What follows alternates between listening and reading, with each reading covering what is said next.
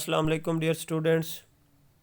Good bye Mr Chips intermediate level پہ second year کی English کی بک میں شامل کیا گیا ہے اور اب آپ کی خدمت میں اس کا اردو ترجمہ جو ہے وہ پیش خدمت ہے، جو کہ الوداع مسٹر چپس کے ٹائٹل کے ساتھ ہے.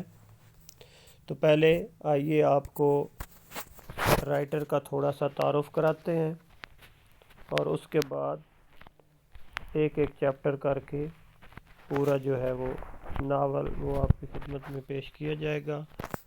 الوداع مسٹر چپس. جیمز ہلٹن 1900 میں پیدا ہوا. ابھی صرف 20 سال کا تھا کہ اس نے اپنا پہلا ناول لکھا. کئی سالوں تک اس نے فری لانس صحافی اور تبصرہ نگار کی حیثیت سے کام کیا.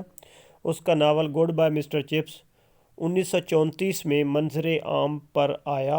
1938 میں اس پر مبنی تھیٹر کا کھیل پیش کیا گیا اور 1939 میں یہ ایک فلم کی بنیاد بنا.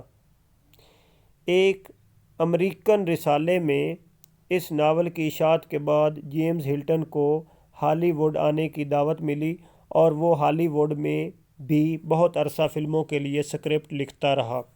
گڈ بائے مسٹر چپس ایک چھوٹا سا ناول ہے مگر ایک عظیم ناول ثابت ہوا اور پڑھنے والے پر وہ تاثر چھوڑتا ہے جس کو دیر تک بھلانا مشکل ہو جاتا ہے.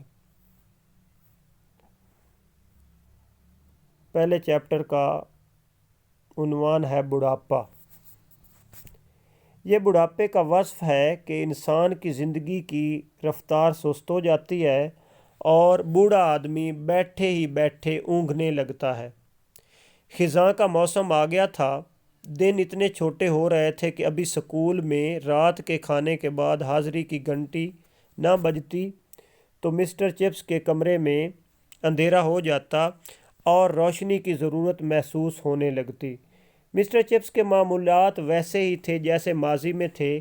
کچھ بھی تو نہیں بدلا تھا. اپنے ماضی کی زندگی کے معمولات کو برقرار رکھنا اس کے لیے اس لیے بھی آسان ہو گیا تھا کہ ملازمت سے سبکدوش ہوئے تو سکول کے سامنے بالکل سامنے سڑک پار کر کے مسز وکٹ کے ہاں رہائش اختیار کر لی.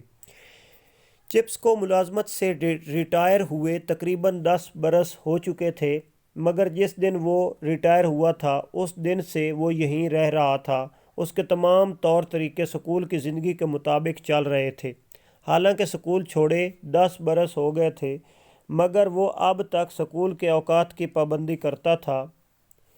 یہ اچھا اور خوشگوار مشغلہ تھا کہ ڈھلتی عمر میں آتش دان کے سامنے بیٹھ کر چائے کے گھونٹ بھرتے ہوئے سکول کی گھنٹیاں بھی گنی جائیں. کھانے کی گھنٹی بجتی، پھر حاضری کی، پھر شب بخیر کی گھنٹی کے ساتھ سب روشنیاں گل ہو جاتی تھیں. جب آخری گھنٹی بجتی تو چپس اپنی گھڑی کو چابی دیتا تھا. آتش دان کے سامنے حفاظتی جالی لگاتا تاکہ رات میں کوئی چنگاری اڑ کر سلگ نہ پڑے. اس کے بعد روشنی قدرے اونچی کر کے کوئی جاسوسی ناول اٹھا کر چپس اپنے بستر کا رخ کرتا. اچھا یہ بھی دلچسپ بات تھی کہ وہ 2-1 صفحوں سے زیادہ کبھی نہ پڑھ پاتا اور نیند اسے خود بخود آ لیتی اور خوابوں کی دنیا میں لے جاتی. ان کی نیند پرسکون اور گہری ہوتی اور خواب لیے ہوئے. ویسے اب تو وہ دن میں بھی خواب دیکھنے لگے تھے. عمر تو بڑھ رہی تھی لیکن چپس کی صحت اچھی تھی. ہر 15 دن کے بعد ڈاکٹر میری ویل اسے دیکھنے آتا اور کہتا، میرے عزیز تم مجھ سے بہتر صحت کے مالک ہو. تم عمر کے اس مرحلے سے گزر چکے ہو جب لوگوں کو تکلیف دہ بیماریاں ہوتی ہیں. اول تو تم مرتے دکھائی نہیں دیتے اور دوسری بات یہ کہ جب تمہاری موت آئے گی تو وہ قدرتی ہوگی. تاہم جب چپس کو نزلہ یا زکام ہوتا اور موسم سرما کی یخ ہوائیں چلتی تھیں تو بوڑھا مسز وکٹ کو گیلری میں ایک طرف لے جا کر دھیمی آواز میں کہتا.